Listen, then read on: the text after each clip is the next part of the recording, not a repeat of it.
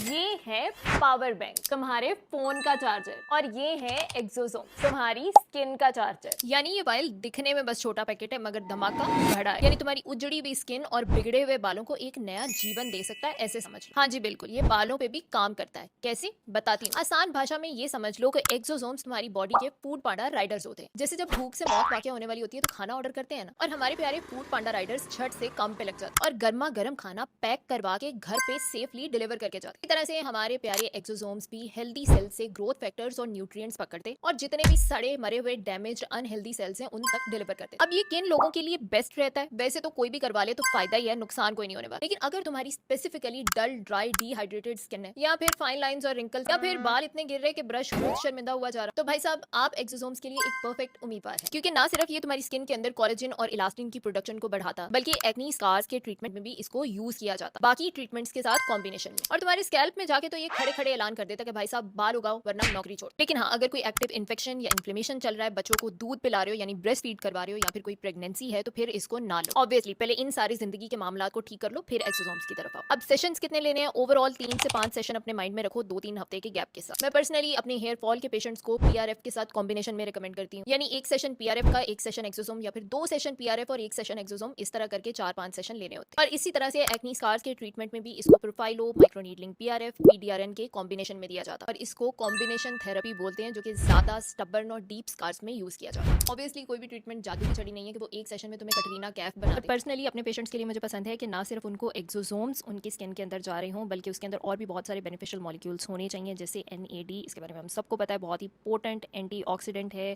As reverse करता है, skin को हील करता है, और साथ ही साथ ग्लाइसिन, लाइसिन, मेथायोनिन, इस तरह के अगर अमेजिंग ब्यूटीफुल मॉलिक्यूल्स उसके अंदर एडेड होंगे तो स्किन और बाल दोनों के ऊपर ही बहुत ही अमेजिंग रिजल्ट्स आते हैं। एक्सोसोम्स एक बहुत ही लेटेस्ट टेक्नोलॉजी है और स्टिल इसके ऊपर बहुत सारी रिसर्चेस कंडक्ट की जाती है ताकि इसको और ज्यादा बेहतर और इवॉल्व किया जाए। लेकिन हाँ, फिलहाल जो स्टडीज मौजूद हैं उनके अकॉर्डिंग 60 to 75% पेशेंट्स में इसके रिजल्ट्स आते हैं। और पर्सनली मैंने भी अपनी प्रैक्टिस में इतने परसेंट रिजल्ट्स ही नोटिस किए। लेकिन हाँ, ये जरूर नोटिस किया कि अगर इसको बाकी ट्रीटमेंट्स के साथ कॉम्बिनेशन में दिया जाता है, चाहे स्कैल्प पे किया जाए या फिर स्किन के प्रॉब्लम्स के लिए किया जाए, तो ये 60-75% से बढ़ के 80-85% तक भी रिजल्ट्स चले जाते हैं। एंड 70 to 80% लोगों में भी अगर एक प्रोसीजर के रिजल्ट्स आ रहे हैं, if you ask me, it's a lot. अब मुद्दे की बात ये है कि जब भी तुमने अपने डॉक्टर से एक्सोसोम्स लेने जाना है तो उनको 2 बातें बोलनी। एक तो प्रोडक्ट बहुत ही अच्छी क्वालिटी का होना चाहिए, ओरिजिनल होना चाहिए, बिकॉज जितनी अच्छी क्वालिटी का प्रोडक्ट होगा उतना ही वो ज्यादा स्टेबल होगा और उतनी ही अच्छी एफिकेसी होगी। और नंबर 2, कभी भी अकेला एक्सोसोम्स का ट्रीटमेंट नहीं करवाना है, हमेशा इसको कॉम्बिनेशन में लेना है, चाहे तुम बालों के लिए ले रहे हो या स्किन के लिए। बाकी ऑब्वियसली अब इसको किन ट्रीटमेंट्स के साथ कंबाइन करना है, कितने सेशंस देने हैं, कितने गैप के साथ देने हैं, ऑब्वियसली तुम्हारा डॉक्टर ही तुम्हारे हालात के अकॉर्डिंग डिसाइड करेगा। ऑब्वियसली जब भी तुम कंसल्टेशन के लिए जाओगे तो तुम्हें एक पूरा ट्रीटमेंट प्लान बना के दे दिया जाएगा।